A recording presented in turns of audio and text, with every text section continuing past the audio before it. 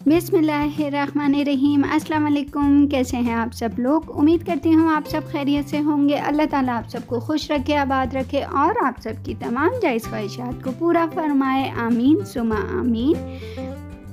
आज मेरे हाल से 2-3 दिन हो गए मैं व्लॉग नहीं शेयर कर पा रही, ना मेरा व्लॉग आ रहा, ना कोई और वीडियो आ रही थी। उसके लिए माज़रत, क्योंकि मैं काफ़ी ज़्यादा बिज़ी हो गई एकदम से। यहाँ जैसे इस्लामाबाद आए उसके बाद तो बच्चों के एग्ज़ाम शुरू हो गए फ़ौरन ही।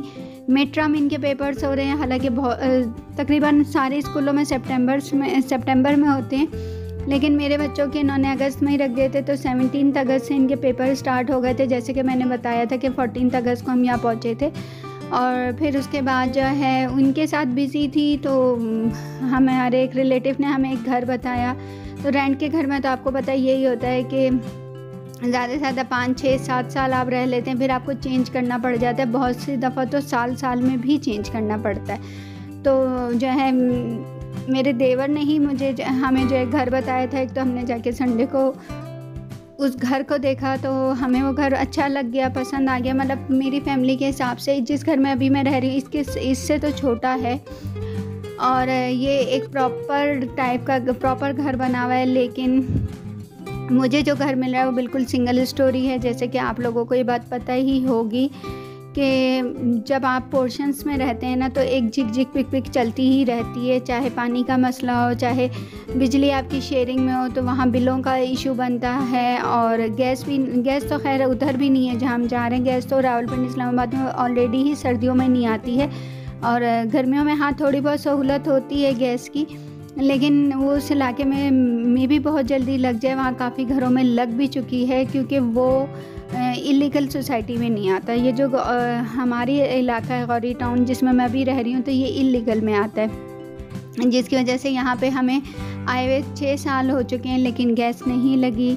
फिर उसके बाद पानी का इतना मसला है। यहाँ पे लाइन का पानी आता है, लेकिन 4 दिन बाद 5 दिन बाद इतना आता है कि आप एक दफ़ा मोटर ऊपर चढ़ा लें पानी, तो उसके बाद ख़त्म हो जाता है। और 3 घर हैं के ऊपर हमारे जो हैं मालिक मकान रहते हैं, नीचे एक और किराएदार हैं, उनकी फैमिली है, और बीच में हम लोग होते हैं।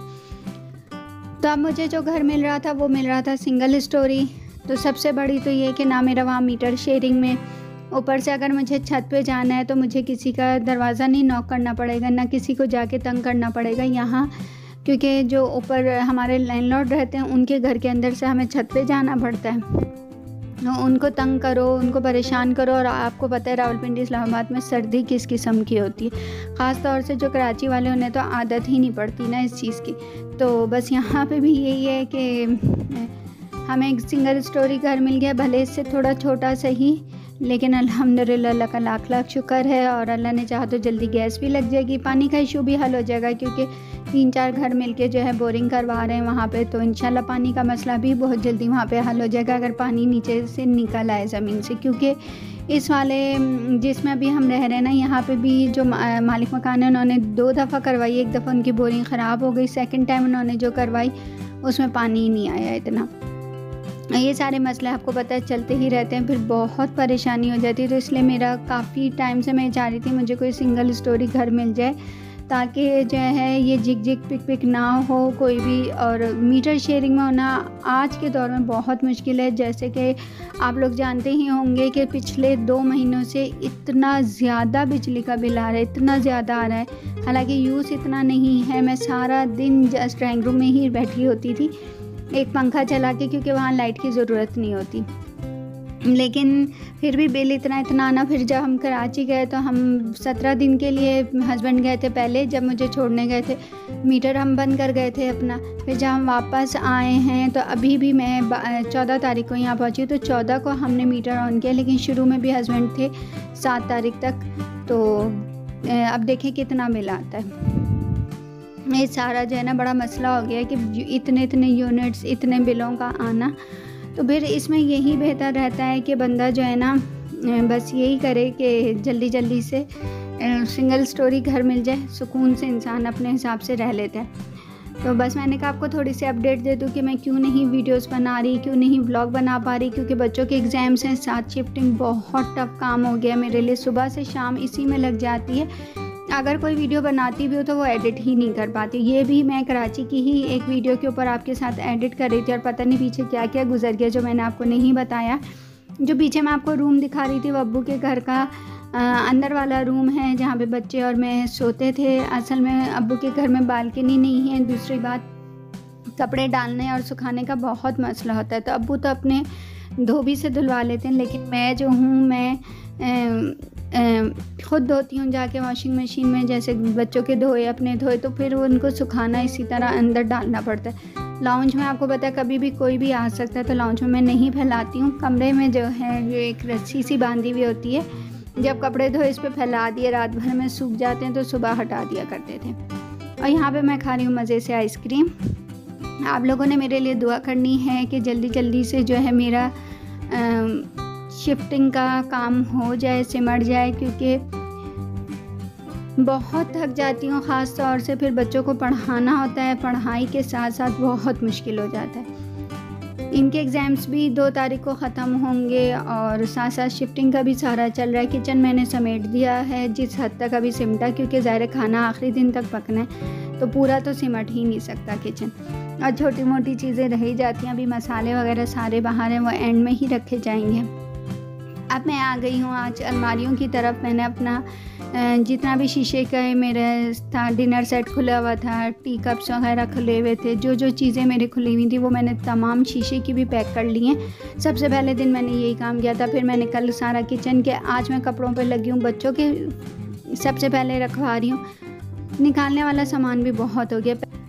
पहले कराची जाते हुए मैंने काफ़ी सामान निकाला था, बच्चों के कपड़े वगैरह जो एक्स्ट्रा थे अपने भी निकाल दिए थे, लेकिन अब फिर मैं निकाल रही हूँ क्योंकि छोटे घर में ज़्यादा चीज़ें ना ही जाएं तो बेहतर है। और ये आज का ही व्लॉग है जो मैंने थोड़ा सा आप लोगों के साथ शेयर किया। यहाँ पे मैं बच्चों के लिए मैक्रोनी बना रही थी जल्दी जल्दी में। 1 पाव मेरा किचन में था और 1 पाव जो है ना मेरा वहाँ था, ये पैकिंग करने में थे। तो यहाँ सेवइयाँ बना के दे रही हूँ, यहाँ मैक्रोनी बन रही है, और साथ में मैं आपको थोड़ी सी लुक कमरे की दिखाती हूँ। इसके अलावा आप लोग अगर चाहेंगे और आप लोगों के कमेंट्स मुझे मिले तो मैं आपको ज़रूर से दिखाऊंगी कि मैं आगे जो है किस तरह अपनी पैकिंग कर रही हूँ, किस तरह शिफ्टिंग का हो रहा है, सारा कुछ आप लोगों के साथ इंशाल्लाह शेयर करूँगी। मेरे साथ बने रहिएगा, मेरे चैनल को सब्सक्राइब कीजिएगा, वीडियो को लाइक एंड शेयर कर दीजिएगा, और कमेंट में ज़रूर बताइएगा कि आपको ये व्लॉग कैसा लगा है। बहुत अच्छा तो नहीं बना, लेकिन जिस हद तक बना सकती थी मैंने आप लोगों के साथ शेयर करना चाहा है, शेयर किया है।